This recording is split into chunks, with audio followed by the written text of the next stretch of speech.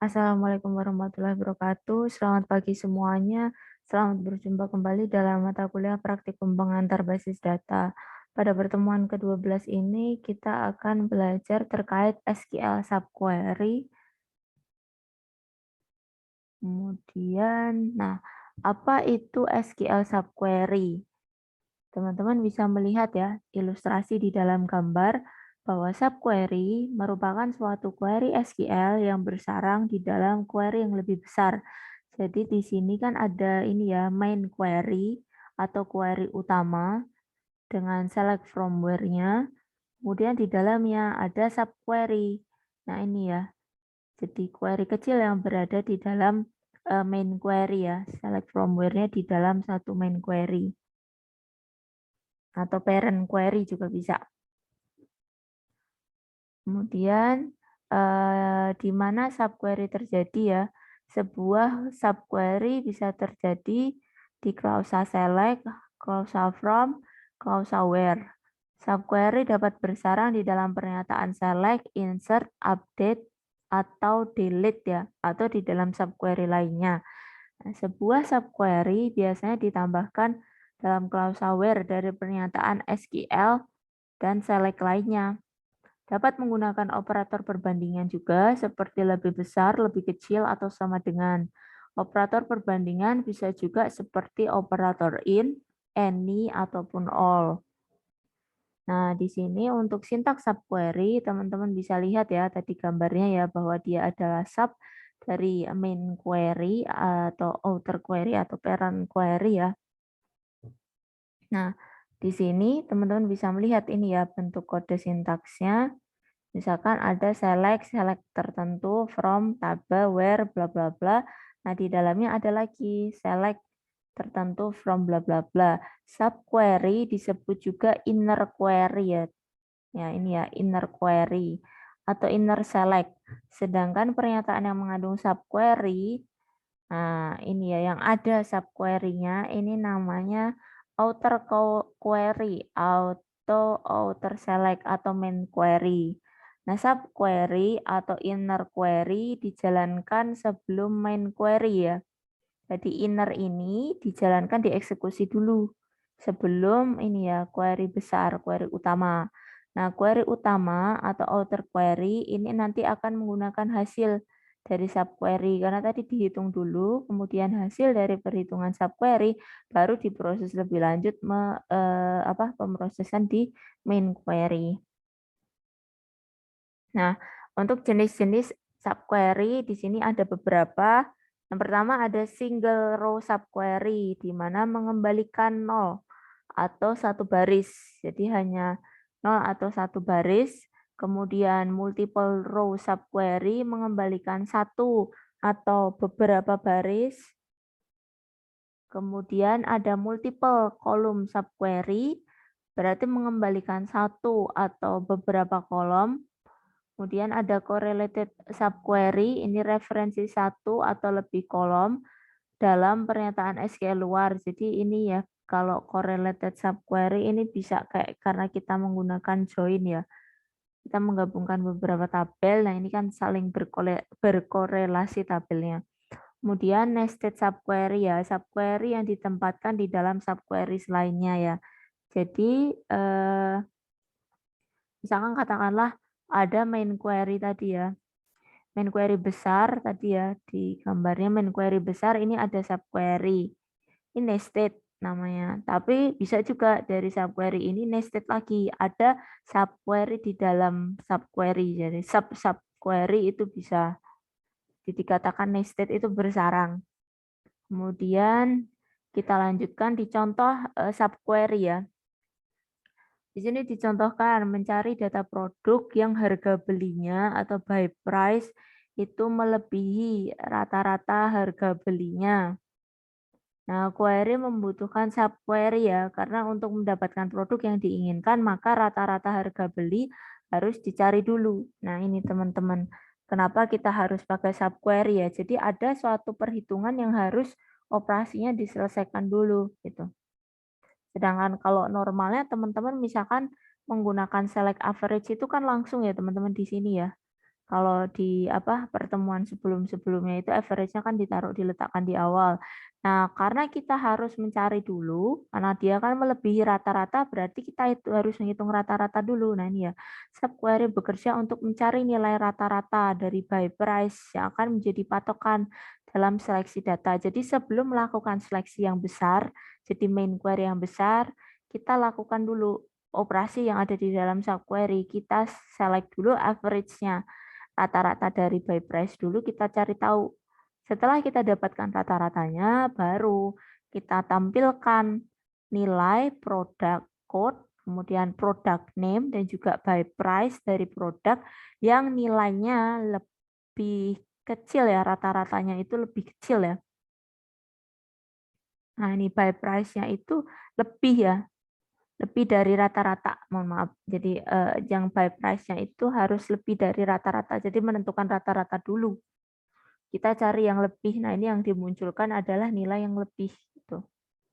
Jadi operasinya yang dijalankan yang merah dulu, baru nanti yang biru. Kemudian kita lihat contoh selanjutnya ya. Carilah data produk yang harga belinya sama dengan harga beli termahal. Nah, query ini membutuhkan subquery ya. Karena untuk dapat mencari produk yang diinginkan, maka kita harus menentukan ya nilai terbesar harga beli dulu. Nah, ini ya, sama seperti tadi ya. Kalau tadi rata-rata kita melihat harga tertinggi ya. Kita pakai max di sini ya. Nah, query ini bisa dilakukan menggunakan order by dan juga limit ya. Tapi hanya menghasilkan satu baris. Nah, jika data yang sesuai lebih dari satu, maka kalau misalkan dengan limit kan jadi tidak tercover ya. Nah, di sini misalkan ini ya, kita lihat di sini ada SQL. Dari kedua SQL di sini ya, kita lihat ya sama-sama ya, product code, product name, by price ya, dari produk ya. Di mana? Nah ini teman-teman, kita nggak bisa cari nilai yang lebih besar ya. Nah ini kita bisa pakainya ngurutin dari nilai yang terbesar katakanlah. Order by price ya, paling tinggi tok gitu ya. Berarti ya, nggak ada nilai terbesar, berarti kan harus cuma satu kan. Nah gitu. Order by ini kan berarti diurutkan nanti. Bukan nilai maksimal ya, tapi diurutkan kan. Nah gitu. Jadi kalau nilai maksimal berarti kan kita limit, jadi nilai maksimalnya hanya satu kan. Maksimal itu kan yang paling besar. Berarti nilainya kita limit maka jadi satu gitu. Nah beda kalau dengan kita menggunakan subquery, maka kita combine ya. Di sini ada sama dengan ya, select max by price, kita nentukan dulu seperti yang tadi ya. Harga beli termahal dulu, maksimal dari by price berapa, dari produk baru untuk ditentukan ya. Nah, ini ya. Yang sama dengan, nah ini, sama dengan harga beli termahal. Nah, kalau query pertama ini nanti akan menampilkan produk lebih dari satu baris ya. Maka nanti bisa lebih dari satu hasilnya. Kalau yang memenuhi ya, yang memenuhi bisa lebih dari satu, bisa ditampilkan. Kemudian kalau yang kedua, ini satu baris saja karena kita limit satu ya. Tapi kalau kita pakai order kan kita tahu, itu sifatnya hanya mengurutkan. Maka jatuhnya nilai maksimal berarti hanya nilai di atas. Berarti otomatis yang ada di baris pertama kan. Itu. Maka di sini di limit satu. Oke, kemudian kita masuk di contoh subquery selanjutnya ya. Carilah customer yang pernah melakukan pembayaran. Nah, dari query tersebut membutuhkan subquery karena harus melakukan perbandingan dengan data customer ya yang ada di tabel pembayaran. Berarti dari data customer yang ada di tabel payment harus dicari dulu. Jadi kita melakukan ini dulu teman-teman, select distinct ya. Ini kita mencari nilai yang berbeda. Kita menggunakan distinct. Nah, customer number from payment kita cari ini dulu. customer number-nya yang ada di dalam payment dulu. Jadi di dalam payment, karena kenapa kita nyari kan yang sudah melakukan pembayaran. Jadi kita merujuk kepada tabel payment. Di sana kan terdapat customer number ya, atau ID dari customer-nya. Kemudian baru setelah proses itu dilakukan, kita coba tampilkan ya, select customer number, customer name-nya. Itu in dari ini ya, yang telah melakukan payment. Nah, subquery bekerja untuk mencari data customer yang telah terdaftar di dalam payment ya, karena setelah melakukan pembayaran, karena nanti ada sendiri tabel payment ya untuk mendata ya yang sudah melakukan pembayaran. Nah, lanjut sebuah subquery di dalam pernyataan insert, update, dan delete ya. Jadi tadi itu contoh-contoh untuk aplikasi penerapan dari subquery. Di sini kita bisa melihat juga ketika menggunakan pernyataan subquery digunakan di dalam insert, update, dan delete ya. Contohnya di sini teman-teman bisa lihat untuk kodenya di atasnya ya, sintaksnya insert into table, kemudian kita ada select bla bla bla. Nah, ini contohnya ya. Misalkan di sini kita telah ada ya tabel order. Kebetulan karena kita mau membuat tabel baru, kita beri nama new order. Nah, kita ingin data dari order ini langsung otomatis masuk ke new order. Maka caranya cukup dengan insert into new order. Jadi kita insertkan di dalam new order data dari ini, hasil select all from order. Maka nanti otomatis hasil yang ada di order nanti langsung insert ke dalam new order. Kemudian kita masuk ke update ya. Untuk update ini kodenya update table set ya. Update itu set, kita tentukan update-nya apa, kemudian kita lakukan select.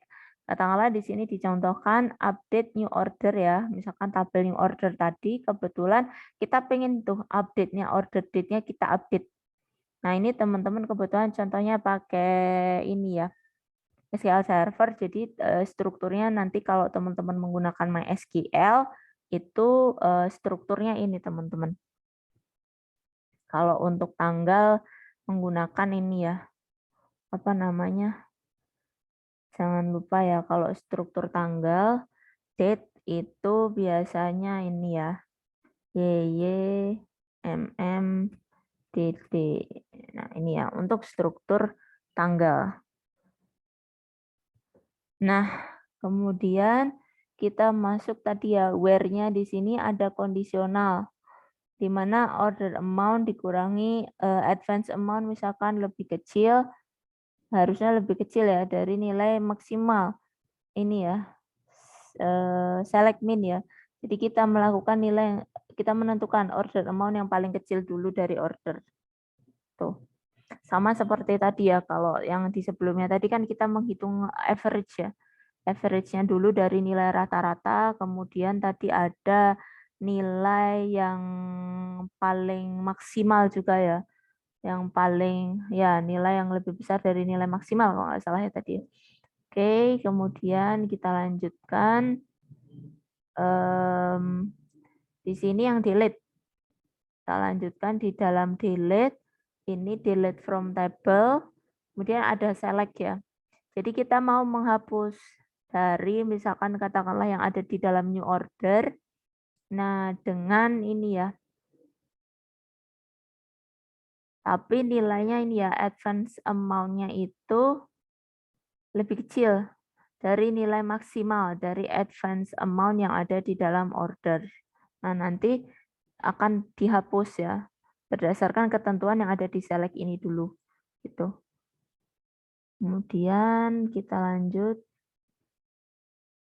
Ini saya hapus dulu. Ada tanggalnya ya. Nah, kita lanjut. Di sini ada aturan di dalam subquery ya. Dalam sebuah query boleh memiliki lebih dari satu subquery ya. Jadi ada subquery lagi boleh. Kemudian sebuah subquery boleh memiliki subquery lagi ya. Jadi satu subquery di dalamnya nested tadi ya. Yang diistilahkan nested itu di dalamnya masih ada lagi bisa Kemudian operator perbandingan yang dapat digunakan yaitu ada sama dengan, lebih besar, lebih kecil. Kemudian ada beberapa lebih besar, lebih kecil, sama dengan, kurang dari, sama dengan, tidak sama ya, ini sama-sama tidak sama ini ya. Kemudian ini apa ini, lebih besar tidak sama dengan ini ya. Tidak lebih kecil, tidak lebih besar. Ini ada in, any, some, all, exist, not exist ya. Ada beberapa operasi ya, operator yang bisa digunakan. Nah, kita lanjut. Nah, di sini untuk operator subquery, kita bisa lihat ya syarat dalam penggunaan operator. Nah, di sini syarat dalam penggunaan operator ini bahwa subquery hanya boleh memiliki satu baris ya. Nah, nanti hasilnya itu hanya satu, teman-teman. Nah, ini contohnya ya. Ada contoh benar, ada contoh salah. Jadi ketika misalkan nilai average atau rata-rata, harusnya nilainya hanya satu. Nah, kalau hasilnya di dalamnya itu satu, maka bisa ya. Nah, ini operator ini ya, lebih besar, lebih kecil, ini bisa diganti. Nah, ini bisa. Kalau kita pakai operator ini. Tapi kalau kita pakai operator ini, tapi hasil di dalam subquery itu bisa ada dua, katakanlah ada dua hasil, maka nanti akan keluar seperti ini, subquery returns more than one row. Jadi subquery-nya itu hasilnya bisa lebih dari satu. Tuh, maka solusinya menggunakan any, some, ataupun all. Nah, operator selanjutnya ada any, some, ataupun all. Nah, untuk penulisan any, some, atau all itu harus diawali dengan operator perbandingan ini ya. Kemudian operator any ini nanti akan memeriksa ya, apakah suatu nilai dari outer query ini sesuai ya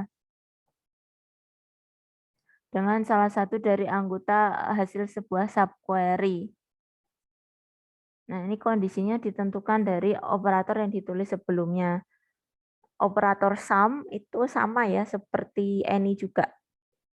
Sama juga fungsionalitasnya dengan any. Kalau untuk operator all ini memeriksa apakah suatu nilai dari outer query sesuai dengan semua anggota hasil dari subquery. Nah, subquery boleh memiliki data lebih dari. Nah, kalau di sini kalau kita pakai any atau sum tadi ya, karena mengakomodir tadi ya operasi tadi, maka boleh ini hasilnya lebih dari satu. Nah, ini kita lihat di sini contohnya. Nah, ini contohnya misalkan select employee ya. Nah, ini kan yang dikerjakan yang di dalam dulu. Nah, ini kita pakainya sudah pakai any. Berarti nanti kita menentukan ya, employee number sama first name ya. Nah, ini kita kerjakan dulu, select employee number from employees where office code-nya 6. Jadi ini harus terpenuhi dulu. Employee number from employees di mana ini harus terpenuhi dulu. Kalau office code-nya 6, baru nanti untuk ini ya, disama dengan ya. Nah, kemudian kalau untuk all,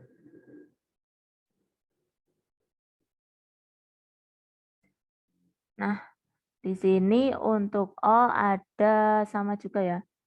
Select employee number from employee where employee code ini sama dengan 6 ya. Ini menghasilkan zero row ya.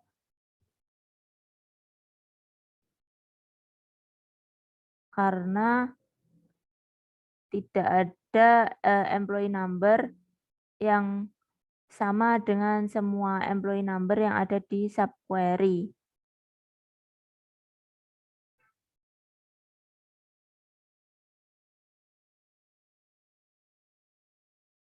Jadi kalau ada nanti dimunculkan ya.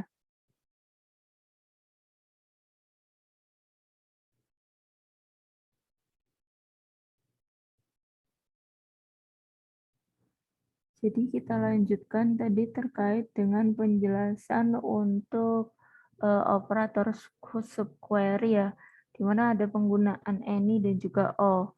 Kalau any tadi sudah ya, jadi select employee number from employee where office code ini ada 6. Kebetulan yang office code-nya ini sesuai ini adalah data berikut ya, yang memiliki kode office code 6. Maka terpanggillah hasil sebagai berikut. Kemudian kalau untuk all, di sini untuk all, maka di sini agak sedikit berbeda, di mana ketika all di sini ada enggak? Nah ini ya. Nah ini teman-teman yang perlu digarisbawahi bahwa di dalam operator all ini akan memeriksa apakah suatu nilai dari outer query sesuai dengan semua anggota ya. Jadi di sini kata kuncinya ada kata semua anggota. Semua anggota dari hasil sebuah subquery. Jadi di sini ya. Kalau tadi hasilnya karena any itu semua yang bersesuaian dengan hasil yang ada di dalam subquery nanti akan ditampilkan. Kemudian kalau di sini bahwa nanti kan select dari ini ya hasil yang ada di dalam subquery ini awalnya tadi kan hasilnya ini ya ada 4 teman-teman. Hasilnya ada 4, maka nanti employee number nanti akan dicocokkan dengan keempat-empatnya. Jadi harus ini ada kata tadi ya, semua anggota. Nah, pastikan hasil employee number ini cocok dari semua anggota. Karena hasilnya ini ada 4, sedangkan di sini yang dicocokkan hanya 1, maka tentunya hasilnya akan keluar empty set atau zero row ya. Tidak ada employee number yang sama dengan semua ini teman-teman. Kata semua ini yang perlu digarisbawahi. Semua employee number yang ada di dalam subquery.